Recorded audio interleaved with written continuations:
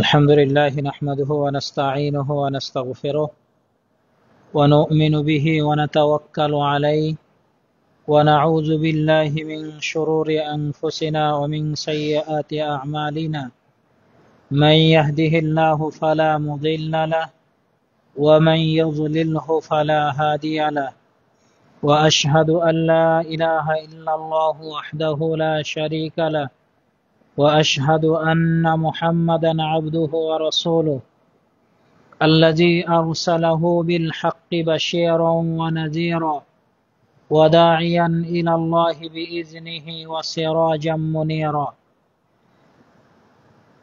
فإن خير الحديث كتاب الله وخير الهدى هدى محمد صلى الله عليه وسلم وشر الأمور محدثاتها وكل محدثة بدعة وكل بدعة ضلالة وكل ضلالة في النار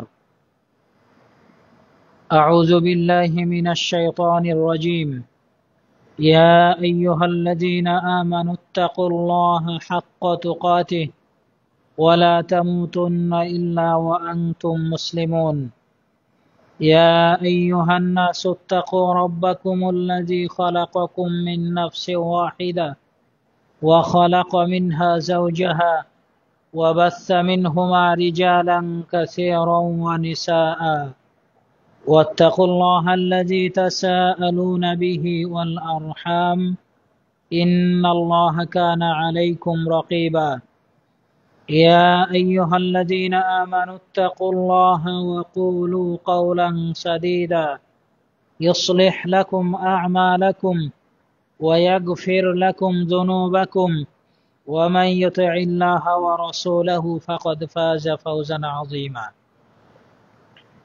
أما بعد فأعوذ بالله من الشيطان الرجيم يا أيها الذين آمنوا إذا نودي للصلاة من يوم الجمعة فاسعوا إلى ذكر الله وذروا البيع ذلكم خير لكم إن كنتم تعلمون عن أبي هريرة رضي الله عنه قال قال رسول الله صلى الله عليه وسلم الصلوات الخمس والجمعة إلى الجمعة ورمضان إلى رمضان مكفرات لما بينهن إذا اجتنبت الكبائر رواه مسلم وعن أبي هريرة رضي الله عنه قال قال رسول الله صلى الله عليه وسلم خير يوم طلعت عليه الشمس يوم الجمعة فيه خلق آدم وفيه أدخل الجنة وفيه أخرج منها রাওয়াহু মুসলিম। উপস্থিত জামে মসজিদের সম্মানিত মুসল্লিবৃন্দ, প্রশংসা মহান রব্বুল আলামিনের জন্য নিবেদিত, যার সীমাহীন অনুগ্রহে আমরা মুসলিমেয় আল্লাহর বান্দা, তার সহি দ্বীন, তার রসুলের দেওয়া সহি আদর্শকে ধারণ করতে পেরেছি। যে মহান প্রতিপালক আমাদেরকে তার নবী কর্তৃক আনিত বিশুদ্ধ দ্বীন ধারণ করার তৌফিক দান করলেন, তার কৃতজ্ঞতা জ্ঞাপন করি। সকলেই বলি আলহামদুলিল্লাহ। শান্তি বর্ষিত হোক বিশ্ব মানবতার মুক্তির দিশারি নবী মুহাম্মদুর রাসূলুল্লাহ সাল্লাল্লাহু আলাইহি সাল্লামের উপর, যার কথা ছিল সর্বোত্তম আদর্শ। আমরা জুমার খুতবায় বিভিন্ন বক্তব্যে এই কথাগুলো, এই বাক্যগুলো শুনে থাকি। ফাইন্না খায়রাল হাদিসি কিতাবুল্লাহ ওয়া খায়রাল হুদা হুদা মুহাম্মাদিন সাল্লাল্লাহু আলাইহি ওয়াসাল্লাম।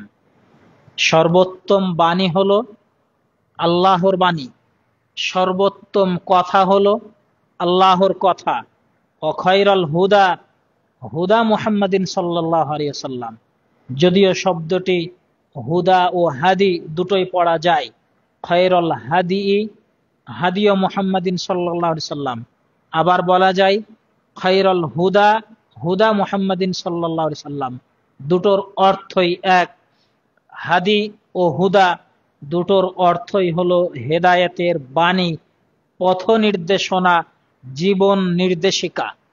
তো সর্বোত্তম পথ নির্দেশনা হলো নবী মুহাম্মদুর রাসূলুল্লাহ সাল্লাল্লাহু আলাইহি সাল্লামের পথ নির্দেশনা, যেটা আমরা প্রায় জুমাতে বিভিন্ন আলোচনায়, বিভিন্ন খুতবায় এই বাক্য শ্রবণ করে থাকি। তো যে রাসূলের আদর্শ হলো পৃথিবীর মধ্যে সর্বোত্তম আদর্শ, যে রাসূলের নির্দেশনা হলো পৃথিবীর মধ্যে সর্বোত্তম নির্দেশনা, যে রাসূলের আমল, আখলাক, স্বভাব, চরিত্র, কাজ, কর্ম, কথা, মুখ দিয়ে উচ্চারিত বাক্য, তার চলন ফেরা, সবকিছুই পৃথিবীর প্রত্যেক মানুষের জন্য সবচেয়ে ভালো আদর্শ, সবচেয়ে উত্তম আদর্শ। সেই রাসূলের প্রতি দুরূদ পড়ি, সকলেই বলি সাল্লাল্লাহু আলাইহি ওয়াসাল্লাম। সম্মানিত উপস্থিতি, জুমার খুতবায় আজকের আলোচনা, প্রথম খুতবায় আলোচনা হবে আহকামুল জুমআ, জুমআর বিধিবিধান সম্পর্কে। দ্বিতীয় খুতবায় আলোচনার দুটো বিষয় আমরা সামনে আনব। একটি বিষয় থাকবে সামাজিক কাজকর্মে অংশগ্রহণ করা। দাওয়াতকে সফল করতে হলে, দাওয়াতকে সমাজের মধ্যে ছড়িয়ে দিতে হলে, সমাজের মানুষের কাছে সহনীয় ও গ্রহণীয় করে তুলতে হলে সামাজিক কার্যক্রমে অংশগ্রহণের কোনো বিকল্প নেই। এর একটি পদ্ধতি নিয়ে সংক্ষেপে কিছু কথা বলার চেষ্টা করব ইনশাআল্লাহ। সম্মানিত উপস্থিতি, জুমআ শব্দটি আরবি, যার অর্থ হলো একত্রিত হওয়া, জমা হওয়া। বাংলাতে আমরা যে জমা হওয়া শব্দ বুঝি, জমা করা, জমা হওয়া, এর অর্থ হলো একত্রিত হওয়া। এই শব্দটিরই জুমার সালাতের ক্ষেত্রে নির্দিষ্ট একটি দিনকে বোঝানোর জন্য ব্যবহার হয়।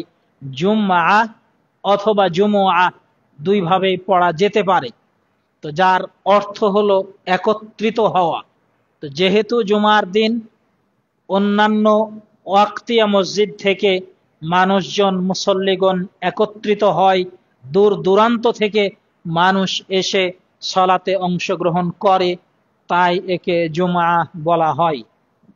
রাসূলুল্লাহ সাল্লাল্লাহু আলাইহি ওয়াসাল্লামের সময়ে সাহাবায়ে কেরাম জুমার দিন খুতবা শ্রবণের উদ্দেশ্যে রাসূলুল্লাহ সাল্লাল্লাহু আলাইহি সাল্লামের মসজিদ তথা মসজিদে নববীতে এসে একত্রিত হতেন।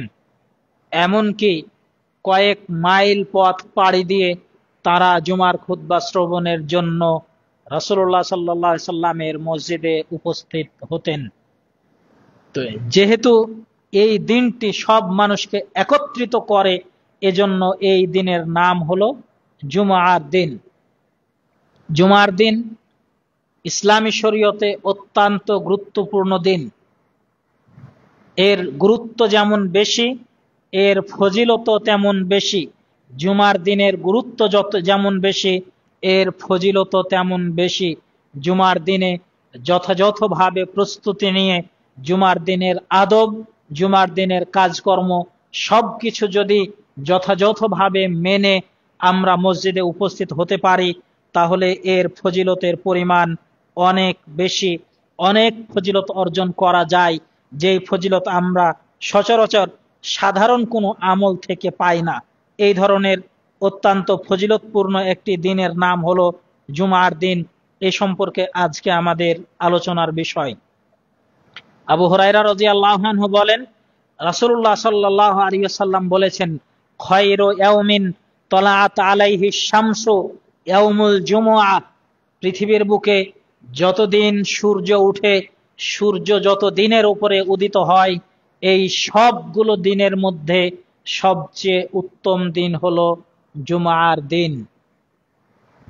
ফিহি খুলিকা আদম, এই দিনে আদম আলাইহিস সালামকে সৃষ্টি করা হয়েছে। ওয়াফিহি উদখিলাল জান্নাহ, এই দিনেই আদম আলাইহিস সালামকে জান্নাতের মধ্যে প্রবেশ করানো হয়েছিল। আমাদের আদি পিতা আদম আলাইহিস সালামের সৃষ্টি হয়েছিল জুমার দিনে।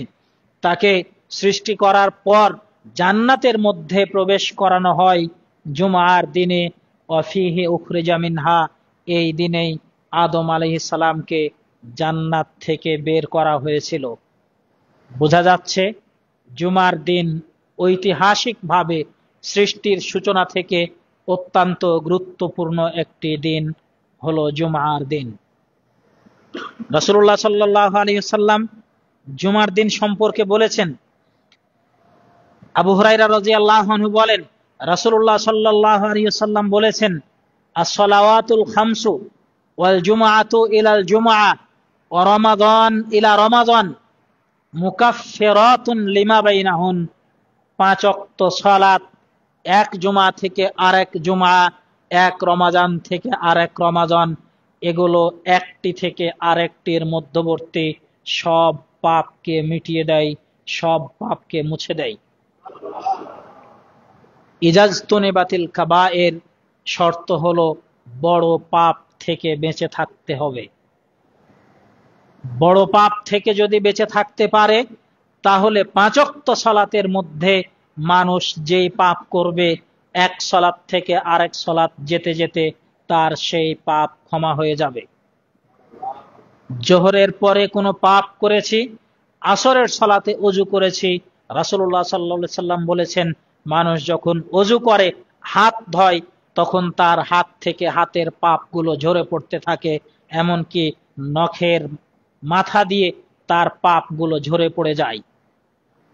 এইভাবে যখন চেহারা ধৌত করে তখন চেহারার পাপগুলো ঝরে পড়ে, চোখের পাপগুলো ঝরে পড়ে, নাকের পাপগুলো ঝরে পড়ে, এইভাবে সব পাপগুলো ঝরে পড়ে। ওযু যখন শেষ হয় তখন ব্যক্তি ছোট ছোট যত পাপ হয়েছে এই পাপ থেকে ফ্রেশ হয়ে যায়।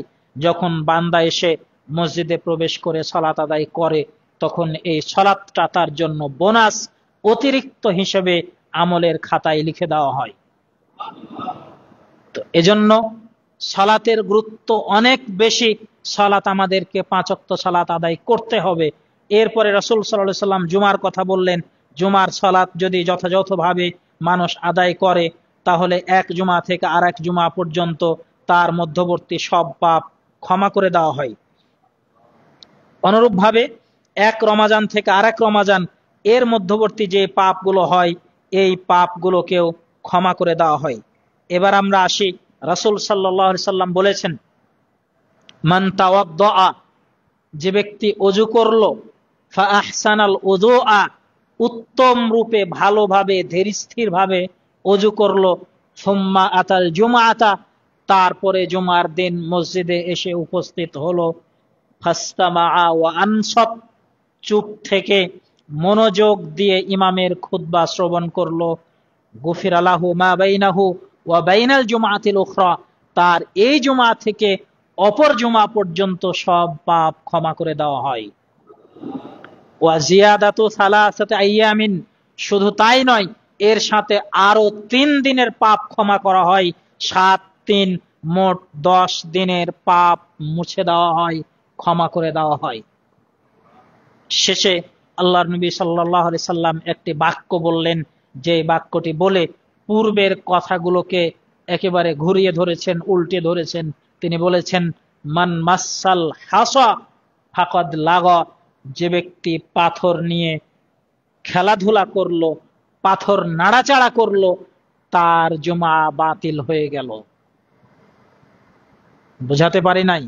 রাসূলুল্লাহ সাল্লাল্লাহু আলাইহি সাল্লাম যে ফজিলতের কথা বললেন, ভালো মতো ওযু করে কেউ যদি মসজিদে আসে, মনোযোগ সহকারে খুতবা শ্রবণ করে, তাহলে তার 10 দিনের পাপ ক্ষমা হয়। তবে কেউ যদি পাথর নিয়ে নাড়াচাড়া করে তাহলে তার জুমা বাতিল হয়ে যায়। তো পাথর নিয়ে নাড়াচাড়া মানে, রাসূলের যুগে মসজিদ ছিল মাটির তৈরি মসজিদ, মেঝে পাকা করা ছিল না, মেঝেতে কোনো কাপড় বিছানো থাকতো না, কোন রকম মাটিকে সমান করে মাটির উপরেই তারা সালাত আদায় করতেন। আরবের মরুকঙ্করময় দেশ, ছোট ছোট পাথর, নুড়ি পাথর ইত্যাদি মেঝের মধ্যে পড়ে থাকতো। আপনি দেখতেছেন একটা পাথর উঁচু হয়ে আছে, সেটা নিয়ে নাড়াচাড়া করতেছেন, আঙ্গুল দিয়ে সরাচ্ছেন, এটার নামই হলো পাথর স্পর্শ করা। আমাদের মসজিদে বর্তমান সময়ে পাথর নেই, পাথরের বিকল্পে অন্য কিছু থাকতে পারে। মসজিদ ঝাড়ু দেওয়া হয়েছে, ঝাড়ুর কোনো খড়কোটা মসজিদে পড়ে আছে, আপনি সেটা নিয়েছেন, ভাঙতেছেন, জোড়া দিচ্ছেন, সমান করতেছেন। গায়ে পাঞ্জাবি পরে এসেছেন, পাঞ্জাবির একটা সুতা, একটা পশম বের হয়ে গেছে, সেই পশমটা নিয়ে নাড়াচাড়া করতেছেন। শীতকালে কার্পেট বিছানো আছে, কার্পেটের কোনো পশম সুতা বের হয়ে আছে, সেটা নিয়ে টানতেছেন, সোজা করতেছেন, সমান করতেছেন ইত্যাদি। এর নাম হলো পাথর স্পর্শ করা। বর্তমান সময়ে মোবাইল ফোন আমাদের জন্য জুমার সালাত নষ্ট করার এক ভয়ঙ্কর মাধ্যম। জুমার খুতবা চলছে, মোবাইল নিয়ে নাড়াচাড়া করছে, টাইম দেখছি কত বাজে সেটা দেখতেছি, কে মেসেজ দিল সেটা দেখতেছি, হয়তোবা খুতবাতে মনোযোগ বসতেছে না, তখন মোবাইল নিয়ে একটু চালু করতেছি, বন্ধ করতেছি ইত্যাদি। এর নাম হলো পাথর স্পর্শ করা। রাসূল সাল্লাল্লাহু আলাইহি সাল্লাম বলেছেন, মান মাসাল হাসা ফাকাদ লাগা, যে ব্যক্তি পাথর স্পর্শ করলো সে ব্যক্তি অনর্থক কাজ করলো, আর যে অনর্থক কাজ করলো তার জুমার নেকি বাতিল হয়ে গেল। রাসূলুল্লাহ সাল্লাল্লাহু আলাইহি ওয়াসাল্লাম বলেছেন, আনাস রাদিয়াল্লাহু আনহু বলেন, রাসূল সাল্লাল্লাহু আলাইহি সাল্লাম বলেছেন, উরিদাতিল জুমআতু আলা রাসূলিল্লাহি সাল্লাল্লাহু আলাইহি সাল্লাম, রাসূলুল্লাহ সাল্লাল্লাহু আলাইহি সাল্লামের সামনে জুমার দিনকে পেশ করা হলো। জিবরাইল আলাইহিস সালাম জুমার দিনকে তার হাতে করে নিয়ে আসলেন। তো দিনকে আবার হাতে করা যায় কিভাবে? দিন তো একটা সময়, কিন্তু আল্লাহর কাছে কোনো কিছুই অসম্ভব নয়। তিনি তার ফেরেশতাদের মাধ্যমে যেটা করাতে চান এর কোনো কিছুই অসম্ভব নয়। তো রাসূল সাল্লাল্লাহু আলাইহি সাল্লাম বলছেন, জিবরিল আলাইহিস সালাম জুমার দিনকে হাতে করে নিয়ে আসলেন। তো মনে হচ্ছিল জুমার দিনটা তার হাতের মধ্যে একটা আয়নার মতো রয়েছে, আর আয়নার মধ্যে একটা ছোট্ট দাগ রয়েছে, কালো দাগ রয়েছে। আমি জিবরিলকে বললাম, জিবরিল এই কালো দাগটা কি? তো তিনি বললেন, এটা হলো জুমা, এটা হলো জুমা। ইয়ারিদুহা আলাইকা রব্বুক, আল্লাহ রাব্বুল আলামিন এই জুমার দিনকে আপনার সামনে পেশ করেছেন, লিতাকুনা লাকা ঈদান, যেন জুমার দিন আপনার জন্য ঈদ স্বরূপ হয়, আনন্দের দিন হয়। ওয়ালাকুম ফিহা খায়র ওয়া লিকাওমিকা মিন বাদিক, আর আপনার কওমের জন্য, আপনার পরবর্তী জাতির জন্য, তাদের জন্য যেন জুমার দিনটা হয় ঈদের দিন। আমরা শুনে থাকি জুমার দিন হলো মুসলিমদের জন্য সাপ্তাহিক ঈদের দিন। যদিও কথাটুকু আমরা মুখে মুখে শুনে আসতেছি, কিন্তু কথাটুকু হাদিস দ্বারা প্রমাণিত। জুমা হলো মুসলমানদের সাপ্তাহিক ঈদ, যেটা রাসূল সাল্লাল্লাহু আলাইহি সাল্লামের এই হাদিস থেকে প্রমাণিত। ফেরেশতা বলছেন এই দিনটি হলো জুমার দিন, যেন এই দিনটা আপনার জন্য, আপনার পরবর্তী উম্মার জন্য, তাদের জন্য যেন এটা ঈদের দিন হয়। ওয়ালাকুম ফিহা খায়র, এই দিনটাতে মুসলিম জাতির জন্য কল্যাণ নিহিত রয়েছে। এরপরে ফেরেশতা বললেন, তাকুনু আনতাল আউয়াল ওয়া তাকুনুল ইয়াহুদ ওয়ান নাসারা মিন বাদিক, আপনি হলেন আগের দিন, ইহুদি নাসারারা হলো তার পরের দিন। রাসূল সাল্লাল্লাহু আলাইহি সাল্লাম অন্য হাদিসে বলেছেন, আল্লাহ রাব্বুল আলামিন ইহুদি জাতির নিকটে দিন পেশ করেছিলেন যে তোমরা সপ্তাহের মধ্যে একটি দিনকে গ্রহণ করো, কোন দিনটা তোমরা নিতে চাও? তো তারা বলল, আমরা শনিবারে আমাদের সাপ্তাহিক ইবাদতের দিন হিসাবে ধার্য করলাম। এরপরে খ্রিস্টানদের কাছে পেশ করা হয়েছিল, তারা গ্রহণ করলো রবিবারের দিন। এরপরে আল্লাহ নবী সাল্লাল্লাহু আলাইহি সাল্লামের কাছে পেশ করা হলো, তিনি গ্রহণ করলেন শুক্রবারের দিন। এজন্যই ফেরেশতা জিবরিল বলছেন যে আপনি ইহুদি খ্রিস্টানদের চেয়ে আগে রয়েছেন, আপনি আগে, ইহুদি খ্রিস্টানরা রয়েছে তারপরে, অতএব দিনের বিচারে আপনি তাদের চেয়ে এগিয়ে গেলেন।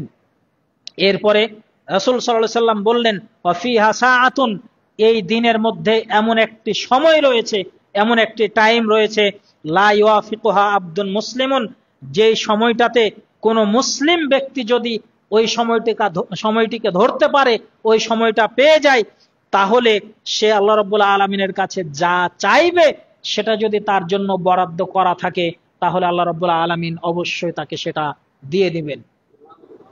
যদি কোনো অনিষ্ট থেকে, খারাপ কিছু থেকে, বিপদ আপদ থেকে আশ্রয় চায়, তাহলে আল্লাহ রাব্বুল আলামিন তাকে সেই বিপদ থেকে রক্ষা করে দিবেন।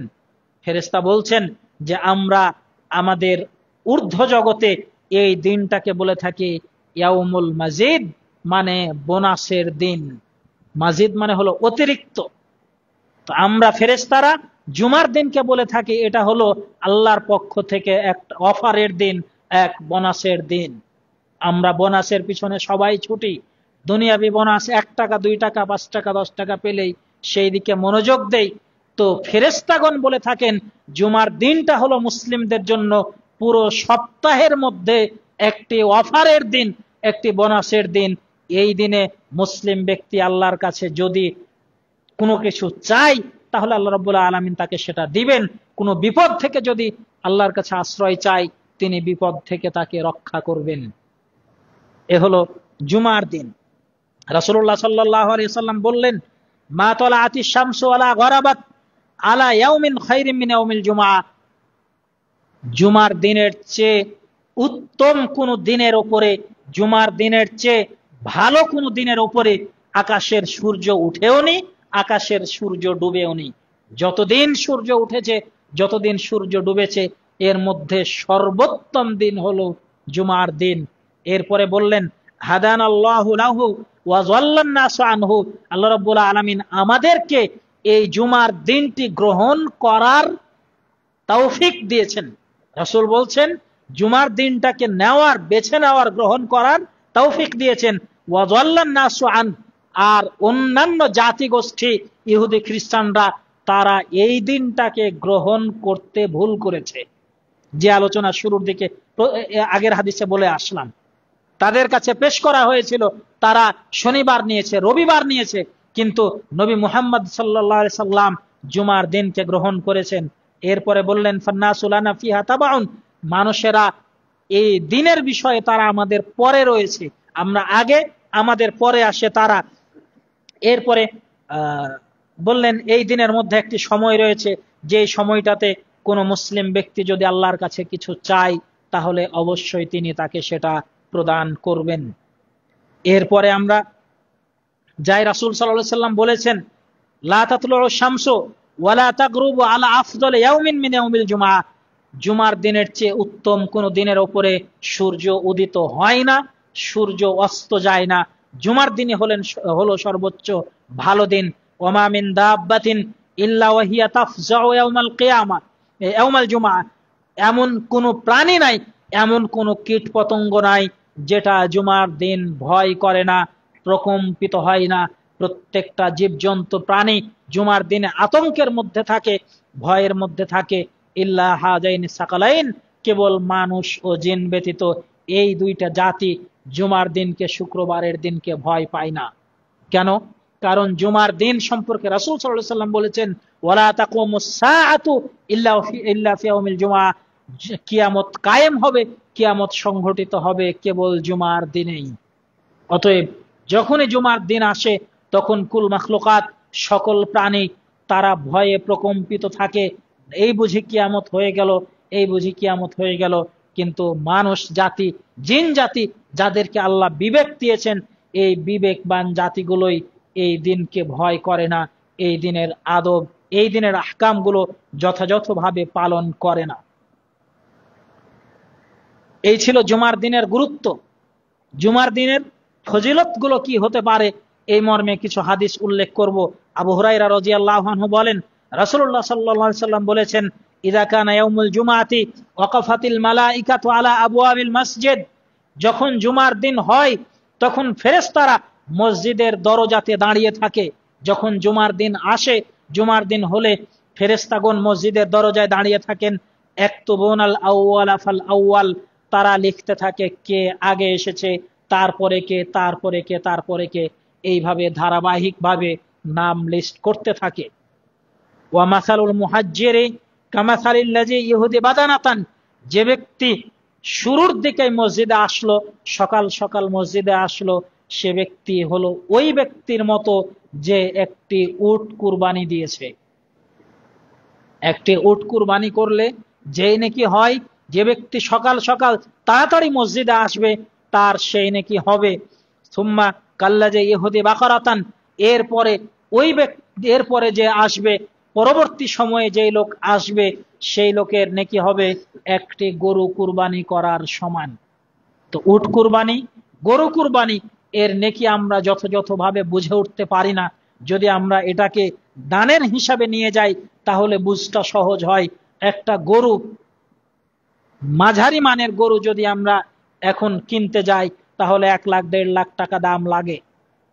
তো যে ব্যক্তি দ্বিতীয় সময়ে মসজিদে আসবে সে ব্যক্তি 1 লাখ 1.5 লাখ টাকা দান করার সমান নেকি পাবে। যে ব্যক্তি প্রথম সময়ে আসবে সে ব্যক্তি একটি উট দান করার সমান নেকি পাবে। উটের দাম হাদিস থেকে বোঝা যাচ্ছে অন্তত গরুর দামের চেয়ে বেশি, ধরে নিতে পারি 2 থেকে 2.5 লাখ টাকা দান করার সমান নেকি হবে। এরপরে রাসূল বলেছেন সুম্মা কাবশান, এরপরে যে ব্যক্তি আসবে সে একটি দুম্বা, একটি খাসি দান করার, খাসি কুরবানি করার সমান নেকি পাবে। সুম্মা দাজাজাতান, এরপরে যে ব্যক্তি আসবে সে ব্যক্তি একটি মোরগ দান করার সমান নেকি পাবে। সুম্মা বাইদা, তারপরে ডিম দান করার সমান নেকি পাবে। শেষ অংশে রাসূল সাল্লাল্লাহু আলাইহি সাল্লাম বলছেন অত্যন্ত গুরুত্বপূর্ণ এক বাক্য।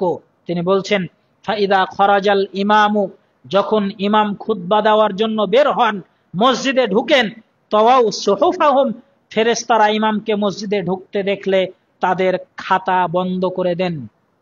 ওয়াজালাসু ইস্তামিউনা যিকর, এবং আলোচনা শোনার জন্য, খুতবা শোনার জন্য ফেরেশতাগণ মসজিদের কাতারে বসে পড়েন। এই বাক্য গুরুত্বপূর্ণ কেন? ইমাম যখন খুতবা দেওয়ার জন্য মসজিদে প্রবেশ করেন ফেরেশতারা তখন খাতা বন্ধ করে দিয়ে খুতবা শোনার জন্য বসে যান। তার মানে যে খুতবা আমরা দেই, প্রতি সপ্তাহে যে খুতবা হয়, এই খুতবা ফেরেশতাগণ শ্রবণ করেন। এই খুতবা যখন শুরু হয়, ইমাম যখন মসজিদে আসে তখন ফেরেশতাদের খাতা বন্ধ হয়ে যায়। মানে যতজন আমরা ইমামের ঢোকার পরে মসজিদে আসি তাদের কারো ফেরেশতাদের তালিকাতে নাম উঠানো হয় না, তাদের নাম বাকি থেকে যায়। অতএব আমাদেরকে মসজিদে আসতে হবে, অবশ্যই অবশ্যই আজানের আগে, খুতবা শুরু হওয়ার আজানেরও বেশ আগে আসতে হবে।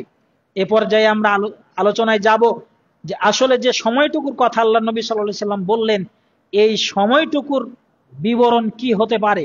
তিনি সময়টাকে 5টা সময়ে ভাগ করেছেন। অন্য হাদিসে বলেছেন যে ব্যক্তি মসজিদে আসবে ফিসাআতিল উলা, প্রথম সময়ে, সে ব্যক্তি উট কুরবানি করার সমান নেকি পাবে। যে ব্যক্তি আসবে ফিসাআতি সানিয়াতি, দ্বিতীয় সময়ে, সে ব্যক্তি গরু কুরবানি করার সমান নেকি পাবে। এরপরে দুম্বা, এরপরে মুরগি, এরপরে ডিম। তো 5টা সময় আল্লাহ নবী সাল্লাল্লাহু আলাইহি সাল্লাম সময়টিকে ভাগ করেছেন। উলামায়ে কেরাম এই সময়কে ব্যাখ্যা করতে গিয়ে বলেছেন এই সময়ের শুরু হবে সূর্য ওঠার পর থেকে নিয়ে জুমার টাইম হওয়ার সময় পর্যন্ত। একটু ভারী হয়ে গেল আমাদের জন্য। প্রথম সময়টা হবে সূর্য ওঠার পর থেকে নিয়ে, আজকের সূর্যোদয় 5টা 24 মিনিটে, 5টা 24 মিনিটে আজকে সূর্য উঠেছে। তো তার মানে 5টা 24, 5:30 ধরুন, এই সময় থেকে নিয়ে আজকের জোহরের টাইম শুরু হয়েছে 12টার মধ্যে। তার মানে মোটামুটি 6 ঘন্টা, 6.5 ঘন্টা মতো সময়। তো এই 6.5 ঘন্টা সময়কে 5 দিয়ে ভাগ করে প্রথম সময়টুকু হলো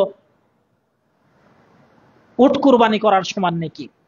তার মানে 5টা 24 যদি হয় তাহলে 5টা 24 থেকে নিয়ে মোটামুটি বলা চলে 7টা পর্যন্ত এই সময়ে যদি কেউ আসে তাহলে তিনি উট কুরবানি করার সমান নেকি পাবেন। 7টা থেকে 7:15 পর্যন্ত কেউ যদি মসজিদে আসেন তাহলে গরু কুরবানি করার সমান নেকি পাবেন 8:15 পর্যন্ত। এইভাবে মোটামুটি 5 ভাগে সময়টুকুকে ভাগ করলে আমরা যে সময় পাবো, এটা হলো এই হাদিসের বক্তব্য। এটা আমাদের জন্য কঠিন হয়ে যায়। কঠিন হলেও যদি আমরা চেষ্টা করি তাহলে এটা সম্ভব। যারা আরব দেশগুলোতে থেকেছেন, অনেক লোক তারা ফজরের সালাতে মসজিদে আসে, এরপরে মসজিদ থেকে আর বাড়ি যায় না, বাকি সময়টুকু মসজিদে কাটাই। কেন কাটাই? কারণ বাড়িতে গিয়ে যদি আমার কোনো কাজ না থাকে তাহলে বাড়িতে গিয়ে কি করব? রাতে তাড়াতাড়ি ঘুমিয়ে যাই, এরপরে সকালে ফজরের সময় মসজিদে এসে সেখানে থেকে যাই, জুমার সালাত পড়ে তারপরে ফিরে যাই। কোনো ব্যক্তি যদি এইভাবে লম্বা সময়কে কাজে লাগাতে পারে তাহলে তার যে ইবাদত হবে, তার যে দোয়া হবে, তার যে জিকির আজকার হবে, এটার তুলনা আপনি অন্য কোনো ভাবে করতে পারবেন না। আমি আপনি এক মাসে এক বছরে না যত জিকির আজকার করতে পারবো, যদি কোনো ব্যক্তি একদিন টার্গেট নেয় যে আমি জুমাতে সকাল বেলায় আসবো ফজরের পরে, অথবা সকালে ফজরের পরে গিয়ে নাস্তা করে 1 ঘন্টার মধ্যে মসজিদে চলে আসব, যদি এই চিন্তা কোনো ব্যক্তি করে তাহলে এই ব্যক্তি একদিনে যত নেকি পাবে এই নেকির হিসাব আমি আপনি 1 মাসেও করতে পারবো না। কারণ যখন মসজিদে বসে আছে তখন কি করবে? জিকির আজকার করবে, সুবহানাল্লাহ আলহামদুলিল্লাহ পড়বে। মসজিদে যখন বসে আছে কোরআন তেলাওয়াত করবে। মসজিদে যখন বসে আছে 2 রাকাত সালাত আদায় করে আল্লাহর কাছে দোয়া করবে। কেউ নেই, পুরো মসজিদ ফাঁকা, একা একাই আল্লাহর কাছে দোয়া করছে। তার হৃদয়ে যে আকুতি তৈরি হবে, তার হৃদয়ে যে আবেগ তৈরি হবে, অন্য কোনো সময়ে অন্য কোনো ভাবে এই আবেগ কেউ তৈরি করতে পারবে না।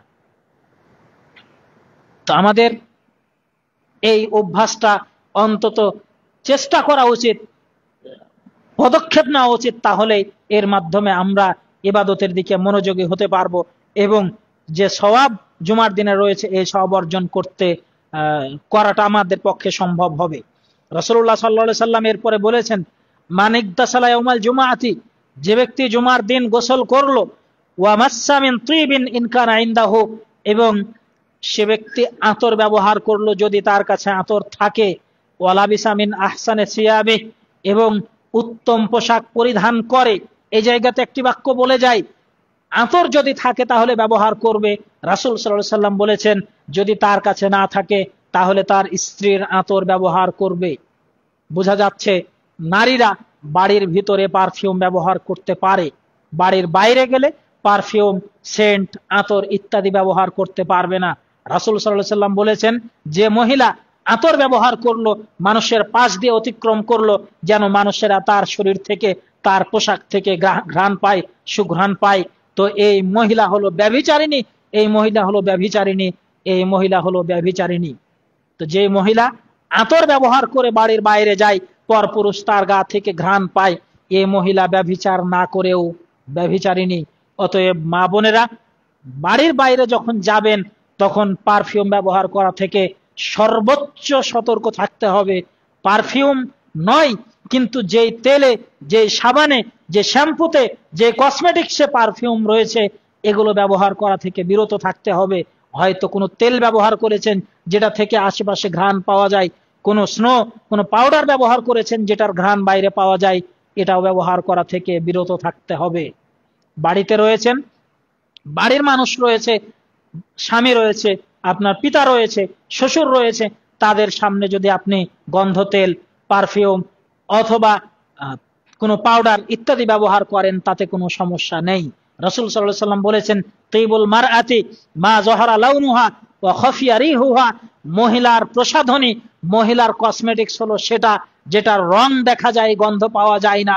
ওয়া তিবুর রিজালি মা যাহারা লাউনুহু ওয়া খাফিয়া রিহুহু, পুরুষের কসমেটিক্স, পুরুষের প্রসাধনী হলো সেটা যেটার সেন্ট পাওয়া যায়, রং দেখা যায় না।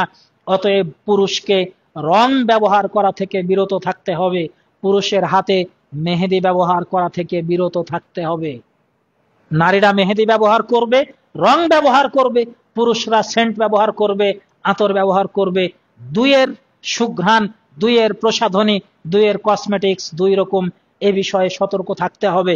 তো রাসূল সাল্লাল্লাহু আলাইহি সাল্লাম বললেন যে যদি তার কাছে আতর থাকে তাহলে সে সেটা ব্যবহার করবে, যদি তার কাছে না থাকে তাহলে তার স্ত্রীর যে আতর আছে সেটা গায়ে দিয়ে মসজিদে আসবে এবং উত্তম পোশাক পরিধান করবে। উত্তম পোশাক মানে নতুন পোশাক নয়, উত্তম পোশাক মানে পরিষ্কার পরিচ্ছন্ন রুচিসম্মত পোশাক, সেটা পরিধান করে মসজিদে আসবে। সুম্মা খরাজা, এরপরে বাড়ি থেকে বের হবে, হাত্তা ইয়াতিয়াল মসজিদ, তারপরে মসজিদে আসলো। ফায়ারকাউ মা বাদালাহু, যত রাকাত পারলো 2 রাকাত করে সালাত আদায় করতে থাকলো। ওয়ালাম ইউজি আহাদান, কোন লোককে কাউকে কষ্ট দিল না। সুম্মা আনসাতা হাত্তা ইউসাল্লি, জুমার সালাত হওয়া পর্যন্ত চুপ করে মনোযোগ দিয়ে খুতবা শ্রবণ করলো। কানা কাফফারাতান লিমা বাইনাহা ওয়া বাইনাল জুমাআতিল উখরা, তাহলে এই আদব রক্ষা করাটা তার এক জুমা থেকে পরের জুমা পর্যন্ত সব পাপকে মুছে দিতে পারবে। এরপরে রাসূল সাল্লাল্লাহু আলাইহি সাল্লাম বললেন, প্রথম অংশ একই রকম, গোসল করলো, এরপরে সাধ্যমতো পবিত্রতা অর্জন করলো, তারপরে আতর বা তেল যেটা থাকে ব্যবহার করলো, বাড়িতে থাকা সুঘ্রাণ ব্যবহার করলো, এরপরে মসজিদে প্রবেশ করলো। লা ইউফাররিকু বাইনা ইসনাইনি, 2 জন লোককে ফাঁক করে সে সামনের কাতারে যাওয়ার চেষ্টা করলো না। সুম্মা ইউসাল্লি মা কুতিবা লাহু, তারপরে যতটুকু পারলো সে সালাত আদায় করলো। সুম্মা ইউনসিতু ইদা তাকাল্লামাল ইমামু, ইমাম খুতবা দিচ্ছেন তখন চুপ করে খুতবা শ্রবণ করলো। তার এক জুমা থেকে আরেক জুমা পর্যন্ত সব পাপ ক্ষমা হয়ে যাবে। তো এই হাদিস থেকে দ্বিতীয় যে একটি নতুন বিষয় পেলাম, সেটা হলো 2 জনের মাঝে ফাঁকা করে সামনের কাতারে প্রবেশ করা যাবে না। এরপরে রাসূল সাল্লাল্লাহু আলাইহি সাল্লাম বলেছেন, মান গাসসালা ইয়াউমাল জুমআতি ওয়াগতাসাল, যে ব্যক্তি জুমার দিন গোসল করলো, নিজে গোসল করলো, স্ত্রীকে গোসল করালো, অথবা নিজে গোসল করলো, ভালো মতো পাক পবিত্র হয়ে গোসল করলো, যথাযথভাবে সাবান মেখে সর্বোচ্চ পরিমাণে চেষ্টা করে পবিত্রতা ও পরিষ্কার পরিচ্ছন্নতা অর্জন করলো। ওয়া বাক্কারা, অবজাকার, তাড়াতাড়ি মসজিদে চলে আসলো। ওয়া মাশা ওয়ালাম ইয়ারকাব, পায়ে হেঁটে আসলো, যানবাহনে চড়ে নয়। ওয়া মাশা ওয়ালাম ইয়ারকাব, পায়ে হেঁটে আসলো, যানবাহনে চড়ে নয়। ওয়াদানা মিনাল ইমামি, ইমামের কাছাকাছি এসে বসলো। ফাস্তামা, চুপ করে মনোযোগ দিয়ে খুতবা শুনলো। ওয়ালাম এলগু, কোনো অনর্থক কাজ করলো না। কানা লাহু বিকুল্লি খুতওয়াতিন আমালু সানাতিন, তার প্রত্যেক ধাপে ধাপে 1 বছরের সিয়াম, 1 বছরের কিয়াম, 1 বছরের রোজা, 1 বছরের তাহাজ্জুদের নেকি হবে। তো কোনো ব্যক্তি যদি জুমার দিনের যে নিয়মগুলো রয়েছে সব নিয়ম যদি ফলো করতে পারে, জুমার দিনে গোসল করবে, মেসওয়াক করবে, ওযু করবে, আতর সুঘ্রাণ ব্যবহার করবে, উত্তম পোশাক পরিধান করবে, পায়ে হেঁটে মসজিদে আসবে, যানবাহনে না, মসজিদে এসে সকাল সকাল যত তাড়াতাড়ি সম্ভব এসে মসজিদে প্রবেশ করবে, মসজিদে এসে মনোযোগ দিয়ে ইমামের খুতবা শ্রবণ করবে, 2 জনকে ফাঁকা করে, কারো কাঁধ ডিঙ্গিয়ে ঘাড় ডিঙ্গিয়ে সামনে আসবে না, কারো সাথে কথা বলবে না, চুপ করে থাকবে। এই ব্যক্তির নেকি হবে এক এক ধাপে, এক এক পদক্ষেপে 1 বছরের সিয়াম, 1 বছরের কিয়াম, 1 বছরের রোজা, 1 বছরের তাহাজ্জুদ, 1 বছরের রোজা, 1 বছরের তারাবিহ পড়ার সমান নেকি হবে। এ হলো জুমার দিনের বিশাল ফজিলত। যে জুমার কথা খুতবার শুরুতে বলে এসেছি, এই জুমার গুরুত্ব যেমন এর ফজিলত তেমন। জুমাকে যেমন আল্লাহ রাব্বুল আলামিন মানব জাতিকে সৃষ্টির প্রথম দিন হিসেবে গ্রহণ করেছেন, এই দিনে মানব জাতিকে সৃষ্টি করেছেন, এই দিনে আদম আলাইহিস সালামকে জান্নাতে দিয়েছিলেন, এই দিনে আদম আলাইহিস সালামকে জান্নাত থেকে বের করা হয়েছিল, এই দিনে কিয়ামত সংঘটিত হবে, এই দিনে প্রত্যেকটা প্রাণী তারা ভীত সন্ত্রস্ত থাকে, কি হয়, কিয়ামত বুঝি হয়ে যায়, এই টেনশনে থাকে, মানুষ থাকে না, জিন থাকে না। এই দিনের গুরুত্ব যেমন, এই দিনের ফজিলত তেমন। এই ফজিলত ধরার জন্য সাহাবায়ে কেরাম দূর দূরান্ত থেকে তারা চলে আসতেন, বহুদূর থেকে, 10 মাইল 15 মাইল দূর থেকে তারা ওই সময় আসতেন যখন মানুষ পায়ে হেঁটে অথবা উটের পিঠে চড়ে ছাড়া চলার কোনো পথ ছিল না। আমাদের সময়ে 10, 15, 20 মাইল এটা একেবারে সহজ, কিন্তু আজ থেকে 30 বছর আগে যখন রাস্তাঘাট ছিল না, আমাদের দাদাদের সময়ে, তাদের সময়ে 10 কিলো হেঁটে যাওয়া এটা কত কষ্টের ছিল, এটা তারাই ভালো বুঝে। সাহাবায়ে কেরাম সেইভাবে আসতেন শুধুমাত্র জুমার ফজিলত ধরার জন্য। তো আমাদের এই চেষ্টা করা উচিত যেন আমরা জুমার দিনে এক এক ধাপে 1 বছরের সিয়াম, 1 বছরের কিয়াম, 1 বছরের রোজা, 1 বছরের তাহাজ্জুদের নেকি অর্জন করতে পারি। শর্ত হিসেবে কয়েকটি কথা বলে আসলাম, সেই কথাগুলোর দিকে লক্ষ্য রাখতে হবে। রিফা ইবনে রাফে রাদিয়াল্লাহু আনহু বলেন, আনা আমশি ইয়াউমাল জুমআতি, আমি জুমার দিন পায়ে হেঁটে হেঁটে মসজিদের দিকে আসতেছি। ফাকালা আবশির, তো আমাকে একজন সাহাবী বললেন, তুমি শুভ সংবাদ গ্রহণ করো। ফাইন্না খুতাকা হাজিহি ফি সাবিলিল্লাহ, কেননা তুমি যে পায়ে হেঁটে হেঁটে মসজিদে আসতেছো, তোমার প্রত্যেক ধাপ এটা ফি সাবিলিল্লাহর অন্তর্ভুক্ত, জিহাদ ফি সাবিলিল্লাহর অন্তর্ভুক্ত তোমার এই প্রত্যেক ধাপ। কেন? কারণ রাসূল সাল্লাল্লাহু আলাইহি ওয়াসাল্লাম বলেছেন, মানিকবার রত কদমাহু ফি সাবিলিল্লাহ, যার পা আল্লাহর রাস্তায় ধুলায় ধূসরিত হবে, পায়ে হেঁটে চলছে, পায়ে ধুলা লাগতেছে, মরুভূমির ধুলাময় পথ, পাকা রাস্তা বাদ দিয়ে এখনো কাঁচা রাস্তায় হাঁটলে পায়ে ধুলা লাগে, তো যার পা ধুলায় ধূসরিত হলো, ফাহুমা হারামুন আলান নারি, এই পা দুটো জাহান্নামের জন্য হারাম হয়ে যাবে। অতএব মসজিদে আমরা এখানে আশেপাশের মুসল্লি যারা রয়েছি, তারা যথাসম্ভব চেষ্টা করব পায়ে হেঁটে মসজিদে আসার, লাগুক না 10 মিনিট সময়, 20 মিনিট সময়, পায়ে হেঁটে মসজিদে আসার চেষ্টা করব। এরপরে রাসূলুল্লাহ সাল্লাল্লাহু আলাইহি ওয়াসাল্লাম বলেছেন, কোন ব্যক্তি মসজিদে আসলে জুমার দিন কোথায় বসার চেষ্টা করবে। বারা ইবনে আযিব রাদিয়াল্লাহু আনহু বলেন, রাসূলুল্লাহ সাল্লাল্লাহু আলাইহি ওয়াসাল্লাম বলতেন, ইন্নাল্লাহা ওয়া মালাইকাতাহু ইউসাল্লুনা আলাল্লাযিনা ইয়ালুনাস সুফুফাল উলা, আল্লাহ রাব্বুল আলামিন নিজে ও তার ফেরেশতাগণ ওই লোকদের উপরে দোয়া করতে থাকে যেই লোকেরা প্রথম কাতারের কাছাকাছি থাকার চেষ্টা করে। প্রথম কাতার এটা সর্বোত্তম কাতার, ফেরেশতাদের কাতার।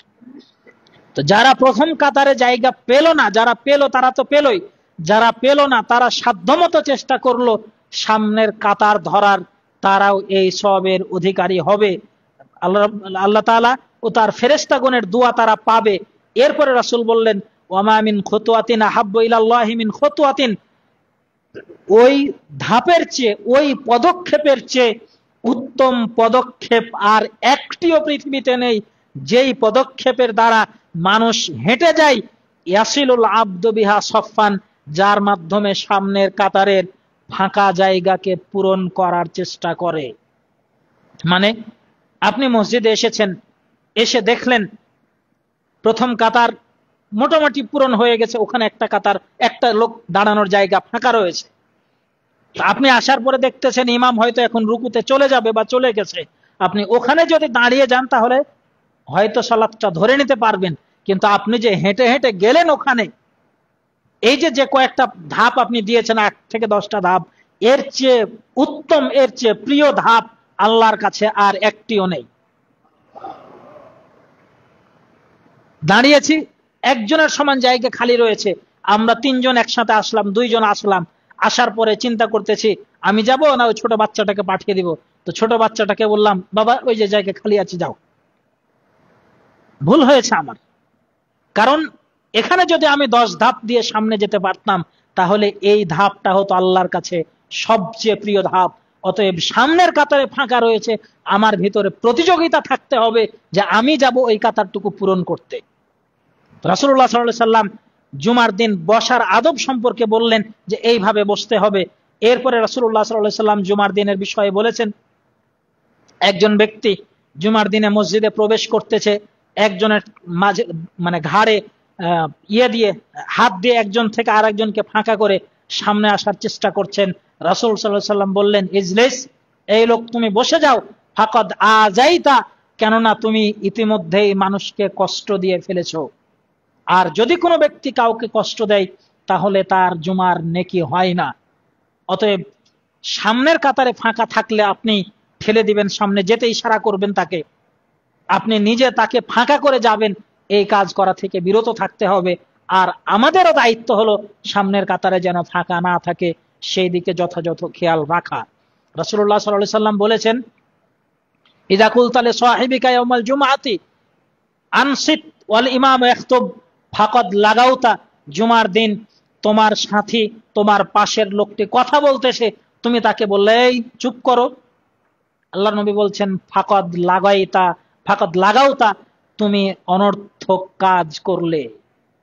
তার মানে জুমার মসজিদে কেউ কথা বলছে, তাকে যদি আমি চুপ করতে বলি তাহলে আমার নেকি বাতিল হয়ে যাবে। তো যে কথা বলতেছে তার নেকি তাহলে কতটুকু থাকবে? বুঝাতে পারি নাই। আমি চুপ করতে বলে কি খারাপ কাজ করেছি? খারাপ কাজ করি নাই। ইমাম খুতবা দিচ্ছে, পাশে একজন কথা বলছে, ওকে চুপ করতে বললাম। তো আমার নেকি যদি বাতিল হয়ে যায় তাহলে যে কথা বলেছে তার নেকির কি থাকবে? কিছুই থাকবে না। আজকেই এ বিষয়ে আলোচনা প্রস্তুতি নিতে গিয়ে শেখ সালেহ আল ফাউজান হাফিজাহুল্লাহ, বর্তমানে সৌদি আরবের সবচেয়ে বড় মাপের পণ্ডিত যাকে বলা হয়, শেখ সালেহ আল ফাউজান এবং শেখ লুহাইদান, এই দুইজনের বিষয়ে সৌদি আরবের একজন শেখ মন্তব্য করেছিলেন, যখন এই দুইজন শেখ ফাউজান আর শেখ লুহাইদান এরা যখন মৃত্যুবরণ করবে তখন আরো বিশ্ব অন্ধকার হয়ে যাবে জ্ঞানের ক্ষেত্রে। তাদের জ্ঞানের পরিমাণ কতটুকু যে তাদের ব্যাপারে মন্তব্য করছেন, তারা মারা গেলে পৃথিবী অন্ধকার হয়ে যাবে। বর্তমানে সৌদি আরবের সবচেয়ে জীবিত পণ্ডিতদের মধ্যে জ্ঞানী হলেন শেখ ফাউজান। উনার বক্তব্য দেখছিলাম যে আসলে জুমার দিনের বিষয়ে কি বলছেন। তো উনি বললেন, ওনাকে জিজ্ঞেস করা হলো, মসজিদে একজন কথা বলতেছে, আমি যদি তাকে হাত ইশারা করে এইভাবে বলি চুপ করো, তাহলে কি করতে পারবো? তো তিনি বললেন যে জুমার দিন চুপ করে থাকার অর্থ হলো নড়াচড়া পর্যন্ত না করা, স্থির বসে থাকা। হ্যাঁ, মানুষ তার ব্যক্তি প্রয়োজনে হতে পারে, পায়ে ব্যথা হতে পারে, একটানা বসে থাকতে, একটু নড়াচড়া করলো, সেটা করতে পারে। কিন্তু আপনি যে কাউকে ইশারা করতেছেন এটাও হলো অনর্থক কাজের অংশ। যদি কেউ কাউকে ইশারা করে চুপ করার জন্য, তাহলেও তার নেকি বাতিল হবে। মানে জুমার খুতবা আমি শুনছি, তো আমার সর্বোচ্চ মনোযোগ থাকবে ইমামের দিকে। আমার পাশে যদি ভূমিকম্প হয়ে যায় তারপর আমার খেয়াল দেওয়া যাবে না, ওই দিকে দৃষ্টি দেওয়া যাবে না। এরপরে তাকে জিজ্ঞেস করা হলো, ছোট বাচ্চা মসজিদে তারা চিল্লাপাল্লা করছে, ডিস্টার্ব করছে, তাদের বিষয়ে আমাদের করণীয় কি? তিনি বললেন, তাদেরকে ছেড়ে দিন, তারা চিল্লাপাল্লা করুক। ছোট বাচ্চা, তারা আজ চিল্লাচ্ছে, 2 দিন পরে সংশোধন হয়ে যাবে। বড় হলে তারা বুঝবে, কারণ যখনই আলোচনা শুনবে তারপরে তারা সংশোধন হয়ে যাবে। ছোট বাচ্চা, 5-7 বছর 10 বছরের বাচ্চা, তারা একটু নড়াচড়া করতেই পারে, দৌড়ঝাঁপ করুক, কিন্তু আপনার মনোযোগ যেন ইমাম থেকে বিন্দু পরিমাণ না সরে। তো আশা করি বুঝাতে পেরেছি জুমার দিন কিভাবে আমাদেরকে মনোযোগ দিয়ে থাকতে হবে। সাহাবায়ে কেরাম রাসূলুল্লাহ সাল্লাল্লাহু আলাইহি সাল্লামের খুতবার বিবরণ দিচ্ছেন, তারা বলছেন তিনি যখন খুতবা দিতেন তখন আমরা একটু ঘুরে বসতাম যেন সরাসরি তাকে দেখতে পাই। তাহলে জুমার দিন খুতবা শোনার সময় সরাসরি পশ্চিম দিকে না বসে আমাদেরকে ইমামের দিকে ঘুরে বসতে হবে, যেন ইমামের কথা যথাযথ মনোযোগ দিয়ে ইমামের দিকে তাকিয়ে শ্রবণ করা যায়। এই হলো জুমার দিনে বসার আদব। বাকি থাকলো জুমার দিনে শেখ ফাউজান, তাকে জিজ্ঞেস করা হলো যে জুমার দিনে মানুষের বসার কোনো নির্দিষ্ট পদ্ধতি আছে কিনা, মানে কিভাবে বসবে, সালাতের মতো করে না কিভাবে? তো তিনি বললেন, মানুষ তার সুবিধা মতো বসবে, যার যেভাবে সুবিধা। চাইলে সালাতের মতো করে বসবে, চাইলে যে আমরা যেভাবে সচরাচর বসে থাকি 4 হাত পা গুটিয়ে, এভাবে বসতে পারে। মানুষ তার সুবিধা মতো বসবে, কিন্তু খুতবার মনোযোগ যেন কোনোভাবেই ব্যাহত না হয়। আল্লাহ রাব্বুল আলামিন আমাদের সকলকে বিষয়গুলো বোঝার ও মেনে চলার তৌফিক দান করুন। আল্লাহুম্মা আমিন।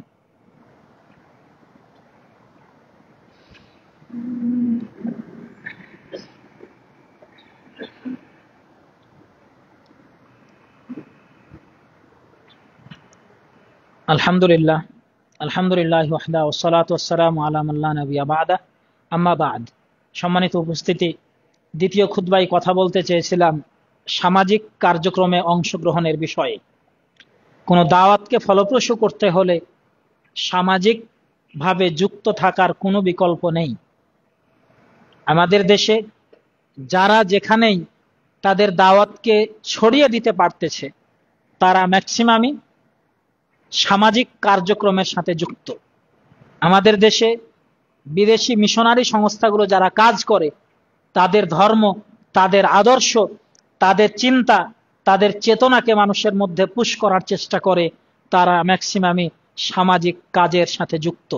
ব্র্যাক তাদের আদর্শকে ছড়াতে চায় ব্র্যাক স্কুলের মাধ্যমে, ব্র্যাক ব্যাংকিং এর মাধ্যমে, বিকাশের মাধ্যমে, সামাজিক কার্যক্রমের মাধ্যমে। দেশে অন্যান্য যেসব সংগঠন রয়েছে তারা তাদের কার্যক্রমকে ছড়াতে চায় সামাজিক কার্যক্রমের মাধ্যমে। তো আমরা যদি আমাদের দাওয়া সালাফিয়া এই দাওয়াতকে সমাজের বুকে প্রতিষ্ঠিত করতে চাই, ছড়িয়ে দিতে চাই, সহি আকীদার দাওয়াতকে মানুষের মাঝে প্রচার করতে চাই, তাহলে আমাদের শুধু কথার মাধ্যমে এই দাওয়াত ছড়াবে না। রাসূলুল্লাহ সাল্লাল্লাহু আলাইহি সাল্লাম তিনি যখন নবুয়ত পাননি, তারপরেও তার চিন্তা ছিল এই সমাজকে কিভাবে পরিবর্তন করা যায়। ঘুণে ধরা জাহেলিয়াতের বর্বর যুগের সমাজকে পরিবর্তনের চিন্তা তিনি করেছিলেন, যার কারণে তিনি সামাজিক কার্যক্রমের অংশ হিসেবে হিলফুল ফুজুলে সংযুক্ত হয়েছিলেন, যেটা ছিল ওই সময়ের একটি সামাজিক সেবামূলক প্রতিষ্ঠান, যেখানে মানুষকে বিপদ আপদ থেকে রক্ষা করার জন্য কাজ করবে, সাহায্য সহযোগিতার জন্য কাজ করবে। রাসূল সাল্লাল্লাহু আলাইহি সাল্লাম সে কাজ করেছিলেন। তো অতএব আমরা যদি আমাদের দাওয়া সালাফিয়াকে সমাজের সাথে যুক্ত করতে চাই, এই দাওয়াতের মাধ্যমে মানুষকে প্রভাবিত করতে চাই, তাহলে অবশ্যই এ ধরনের কিছু কাজ হাতে নেওয়া উচিত। যে কাজগুলো আমরা আমাদের এলাকায়, আমাদের আশেপাশে কিসের প্রয়োজন রয়েছে, এই প্রয়োজনটা চিন্তা করে যদি আমরা কাজ করার চেষ্টা করি, তো আশা করি সবাই মিলে 2-5 জন মিলে যখন আমরা একত্রিত হব, চিন্তা করব আমার এলাকায় কোন বিষয়ের প্রয়োজনটা আছে, যেটা দিয়ে আমি সমাজকে এর মধ্যে যুক্ত করতে পারি, তাহলে দেখবেন কিছু চিন্তা বের হয়ে আসবে। এটার পিছনে কিছু খরচ হবে, খরচ করতে হবে, কারণ আল্লাহর পথে জিহাদ কেবল জান দিয়ে হয় না, আল্লাহর পথে জিহাদ করতে হয় জানের সাথে মাল দিয়ে, যার বহু বিবরণ কোরআনে ও হাদিসে বিদ্যমান রয়েছে। রাসূলুল্লাহ সাল্লাল্লাহু আলাইহি সাল্লাম আবু বকর রাদিয়াল্লাহু আনহুর সম্পদ দিয়ে উপকৃত হয়েছিলেন, মা খাদিজা রাদিয়াল্লাহু আনহার সম্পদ থেকে উপকৃত হয়েছিলেন। যারা ছিলেন আরবের বড় ব্যবসায়ী, তাদের সম্পদ দান করতে করতে, আল্লাহর পথে খরচ করতে করতে তারা একরকম খালি হাত হয়ে গিয়েছিলেন। তো এজন্য আমাদেরকে চেষ্টা করতে হবে সামাজিক কাজের জন্য আমার সাধ্য অনুপাতে যতটুকু প্রয়োজন আমার সাধ্য অনুসারে দান করার চেষ্টা করব। এমন যেন না হয় মসজিদ আমাদের দাঁড়িয়েছে, মসজিদ তো চলতেছে, এর জন্য আমি আর কি করব, আমি কয় টাকা ইনকাম করি, আমি কয় টাকা ইনকাম করি এটার চেয়ে গুরুত্বপূর্ণ হলো আমি কত টাকা দান করছি, আমার উপার্জনের থেকে কতটুকু দান করার চেষ্টা করছি, এটা হলো বেশি গুরুত্বপূর্ণ। রাসূলুল্লাহ সাল্লাল্লাহু আলাইহি সাল্লাম দান করার জন্য সাহাবা ইকরামকে আহ্বান করলেন। আবু বকর রাদিয়াল্লাহু আনহু ছোট্ট একটা টোপলাতে সামান্য কিছু গম নিয়ে আসলেন। ওমর রাদিয়াল্লাহু আনহু বললেন যে আজকে আমি আবু বকরকে হারিয়ে দিব, আবু বকরকে কোনোদিন দান করে হারাতে পারে নাই, আজকে তাকে হারিয়ে দিব। ওমর রাদিয়াল্লাহু আনহু তিনি বস্তা ভরে অনেকগুলো নিয়ে আসলেন, শস্য নিয়ে আসলেন। রাসূল সাল্লাল্লাহু আলাইহি সাল্লাম জিজ্ঞেস করলেন, আবু বকর, ওমর তুমি কতটুকু নিয়ে এসেছো? তিনি বললেন, আমি বাড়িতে অর্ধেক সম্পদ রেখে বাকি অর্ধেক নিয়ে চলে এসেছি। আবু বকর তুমি কি নিয়ে এসেছো? তিনি বললেন, আমি বাড়িতে আল্লাহ ও তার রাসূলকে রেখে যা ছিল সব নিয়ে চলে এসেছি। এর নাম হলো দান। অতএব আমি ইনকাম করি সারাদিনে 500 টাকা, আমি তার মধ্যে কয় টাকা দান করতেছি এটার হিসাব আল্লাহর কাছে গ্রহণযোগ্য হবে। আমি দিনে ইনকাম করি 1000 টাকা, আমি দিনে ইনকাম করি 10,000 টাকা, এর মধ্যে আমি কতটুকু দিচ্ছি সেটার উপরে হিসাব হবে। অতএব দানের উপার্জনের অনুপাতে মানুষের হিসাব হবে, সম্পদের অনুপাতে মানুষের হিসাব হবে। তাই আমি আপনি প্রত্যেকেই যতটুকু উপার্জন করি তার মধ্যে একটা অংশ যেন এই সহি আকীদার দাওয়াতকে ছড়িয়ে দেওয়ার পিছনে ব্যয় করার সর্বোচ্চ চেষ্টা করি। তো বর্তমানে বর্ষাকাল চলছে, এই বর্ষার মৌসুমে বৃক্ষরোপণ আমাদের দেশের সরকারের একটা বড় উদ্বুদ্ধকরণের জায়গা। যদিও আমাদের এলাকায় গাছ আলহামদুলিল্লাহ যথেষ্ট পরিমাণে রয়েছে, যেখানে সেখানে গাছ রয়েছে, তারপরেও সামাজিক কাজের অংশ হিসেবে যদি এটা গ্রহণ করা যায় তাহলে ভেবে দেখতে পারেন। একটা লেবু গাছের চারা, একটা পেয়ারা গাছের চারা অথবা অন্যান্য গাছের চারা 20-30 টাকা 50 টাকাতেও পাওয়া যায়। তো আমরা যদি এখানে 5 থেকে 10,000 টাকার কাজ করি তাতেও অনেকগুলো গাছ পাওয়া সম্ভব। আমার এলাকায় যে লোকের বাড়িতে লেবুর গাছ নাই, তাকে একটা লেবুর গাছ তার বাড়িতে আমরা দিয়ে আসতে পারি। একজন অভাবী মানুষ, তার বাড়িতে আমরা কিছু গাছ দিয়ে আসতে পারি। এইভাবে এলাকার চাহিদা অনুপাতে আপনারা প্রয়োজনে এই উদ্যোগটা নিতে পারেন। এর মাধ্যমে যে কাজটা হবে, রাসূলুল্লাহ সাল্লাল্লাহু আলাইহি ওয়াসাল্লাম বলেছেন, যে ব্যক্তি কোনো বৃক্ষ রোপণ করলো, গাছ রোপণ করলো, অতঃপর সে গাছ থেকে কোনো পাখিতে ফল খেলো, কোনো মানুষে ফল খেলো, গাছের ফল পড়ে আছে, কোনো মানুষ সেখান থেকে নিয়ে গেল, অথবা কেউ না বলে চুরি করে নিয়ে চলে গেল, তো পাখিতে খাক, প্রাণীতে খাক, মানুষ বলে নিয়ে যাক অথবা চুরি করে নিয়ে যাক, যেভাবেই নিয়ে যাক, এর প্রত্যেকটাই ওই ব্যক্তির আমল নামায় দান হিসাবে লিপিবদ্ধ হতে থাকবে। রাস্তার ধারে যেখানে কোনো গাছ নেই, একটি বট গাছ, একটা পাকুড় গাছ লাগিয়ে দিয়েছেন, গাছের ছায়া হচ্ছে, মানুষ সেখানে বসে আরাম করছে, এর বিনিময়েও সদাকার নেকি আমি আপনি পাবো। পাখিদের খাবার এখন ধীরে ধীরে কমে যাচ্ছে, মাঠে ফসল হচ্ছে, বিভিন্নভাবে মানুষ ফসল উঠিয়ে নিচ্ছে, সেখান থেকে পশু পাখিরা ওইভাবে খাওয়ার সুযোগ পাচ্ছে না। একটি বট গাছ লাগিয়েছেন, বট গাছের ফল পাখিতে খাচ্ছে। এই যে বট গাছের ফল, যেটা মানুষের জন্য অখাদ্য, পাখির জন্য খাদ্য, এর নেকিও আপনার আমল নামায় সদাকা, দানের নেকি হিসাবে লিপিবদ্ধ হচ্ছে। অতএব আমরা এই উদ্যোগটা চাইলে গ্রহণ করতে পারি। বাকি আপনার এলাকার চাহিদা অনুপাতে যে কোনো উদ্যোগ গ্রহণ করার আমার উদাত্ত আহ্বান রেখে আজকের বক্তব্য আমি এখানে শেষ করছি। আল্লাহ রাব্বুল আলামিন আমাদের সকলকে সৎকর্মে এগিয়ে আসার তৌফিক দান করুন, তার দ্বীনের জন্য কল্যাণকর, দ্বীনের জন্য উপকারী কাজগুলো সম্পাদন করার তৌফিক দান করুন। রব্বুল আলামিন আমাদের আয় উপার্জনে বরকত দান করুন, হালাল পথে উপার্জন করার তৌফিক দান করুন। রব্বুল আলামিন, আমরা গুনাহগার, আমরা পাপী, জেনে না জেনে প্রকাশ্য অপ্রকাশ্যে বিভিন্ন ভুল করে থাকি, তুমি আমাদের ভুল ত্রুটিগুলো ক্ষমা করে দাও। আমাদের মাঝে অনেকে অসুস্থ, তাদের সুস্থতা দান করো। যারা দুরারোগ্য ব্যাধিতে ভুগতেছে তাদের দ্রুত পরিপূর্ণ সুস্থতা দান করো। দুনিয়াতে যারা আমরা বেঁচে আছি, আমাদের সকলকে ইসলামের উপরে বাঁচিয়ে রাখো। যারা আমাদের মাঝ থেকে পরপারে চলে গিয়েছে, তাদের কবরের শাস্তি মাফ করে দাও, তাদের কবরগুলোকে জান্নাতের টুকরা বানিয়ে দাও। আমরা যখন মারা যাব, আমাদের সকলকে তুমি ঈমানের সাথে লা ইলাহা ইল্লাল্লাহ কালিমা পড়ার মধ্য দিয়ে পরকালে তুলে নিও। রব্বানা তাকাব্বাল মিন্না ইন্নাকা আনতাস সামিউল আলিম ওয়া তুব আলাইনা ইন্নাকা আনতাত তাওয়াবুর রহিম। সুবহানাকাল্লাহুম্মা রাব্বানা ওয়া বিহামদিক আশহাদু আল্লা ইলাহা ইল্লা আনতা আস্তাগফিরুকা ওয়া আতুবু ইলাইক।